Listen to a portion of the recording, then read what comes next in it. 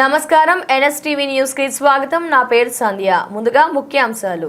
తెలంగాణ రాజకీయాల్లో మరోసారి ఉద్రిక్తత నెలకొంది.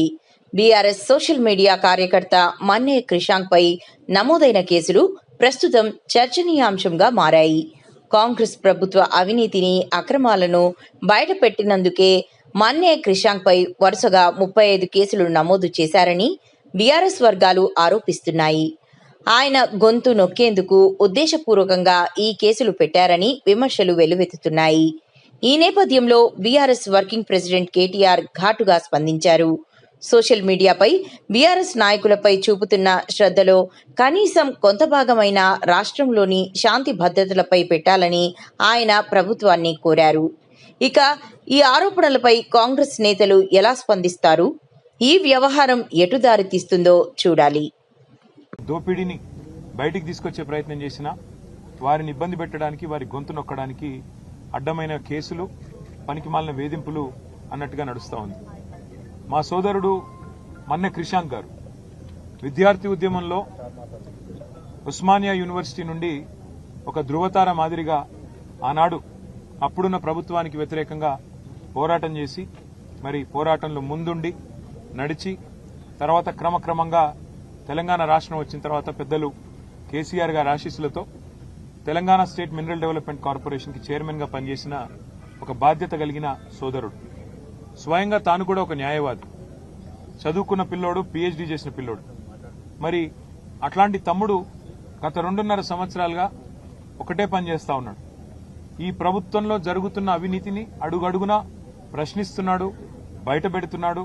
ప్రభుత్వం చేస్తున్న అరాచకాల్ని ఎప్పటికప్పుడు వెలుగులోకి తెస్తా ఉన్నాడు, ప్రజల దృష్టికి తెస్తా ఉన్నాడు.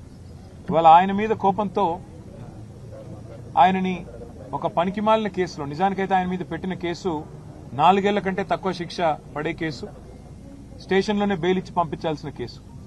కానీ జైల్లో పెట్టి, ఈరోజు 12వ రోజు జైల్లో పెట్టి హ్యాబిచువల్ అఫెండర్ అని, అంటే ఈ అబ్బాయి ఇలాగే క్రమేపీ మరి వరుసగా చేస్తున్నాడు ఈ పని అని చెప్పి కేసులు పెట్టి దాదాపు 35 కేసులు. అవి కూడా ఏం కేసులు? ముఖ్యమంత్రి రేవంత్ రెడ్డి గారి ప్రభుత్వం ప్రపంచ సుందరి పోటీలు ఏవైతే ఇక్కడ జరిగినాయో అందులో మిస్ ఇంగ్లాండ్ ని వేధించింది. 2 కాంగ్రెస్ నాయకులు ఆ అమ్మాయిని సెక్షువల్లీ హరాస్ చేసినారు అని ట్వీట్ చేస్తే ఒక కేసు. రేవంత్ రెడ్డి గారి అల్లుడు, వారి బినామీ కంపెనీలు, వాటికి సంబంధించిన భాగోతాన్ని బయటపెడితే మరొక కేసు.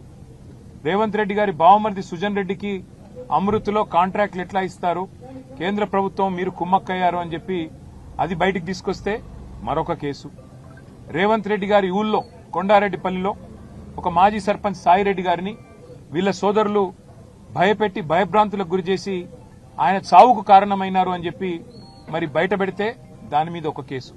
ఈ రకంగా 35 కేసులు తమ్ముడు మన్నె క్రిషాంక్ మీద పెట్టి ఇవాళ తనతో పాటు ఒక 10 మంది పిల్లల్ని ఇక్కడ తీసుకొచ్చి సంగారెడ్డి జైల్లో పెట్టి వారి కుటుంబ సభ్యులకు క్షోభ కలిగించడమే కాకుండా పైశాచికానందం పొందుతున్నారు ముఖ్యమంత్రి గారు.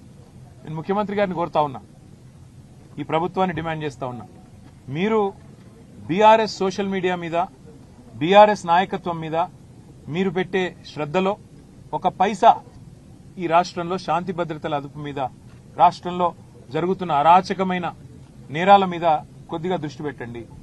నిన్న కరీంనగర్ లో చూడండి, పట్టపగలు 11 గంటలకు, ఉదయం పగలు కూడా కాదు, ఉదయం 11 గంటలకి ఒక జ్యువెలరీ షాప్ మీద దాడి చేసి 4 తుపాకీతో కాల్చేసి వాళ్ళందరూ హాస్పిటల్లో చావు బతుకుల్లో కొట్లాడుతా ఉన్నారు. అట్లాంటి పరిస్థితులు ఇవాళ రాష్ట్రంలో ఉంటే మీకేమో ఇంతసేపు మీ మీద ఎవరు ట్వీట్ పెట్టారు, ఎవరు ఇన్స్టాగ్రామ్ లో పోస్ట్ పెట్టారు, దీనివల్ల రేవంత్ రెడ్డి గారికి పరువు ఏమవుతుంది? ఆయనకు అసలు పరువు ఉంటే కదా పోనీకే, ఆయనకు అసలు సిగ్గంటూ ఉంటే, లజ్జ అంటూ ఉంటే, ఇచ్చిన హామీలు నెరవేర్చకుండా తప్పించుకొని తిరుగుతున్న ముఖ్యమంత్రి గారు, మీ గురించి ప్రజలేమనుకుంటున్నారో వినే ప్రయత్నం చేయండి. మా నాయకులను వేధించినంత మాత్రాన మాకు తాత్కాలికంగా కొంత ఇబ్బంది ఉంటుందేమో, కానీ భయపడేది లేదు, వెనక్కి తగ్గేది లేదు. నీ 420 హామీలు, నీ 13 డిక్లరేషన్లు, ఇవి అమలు చేసేదాకా మేము ప్రశ్నిస్తూనే ఉంటాం, పోరాడుతూనే ఉంటాం.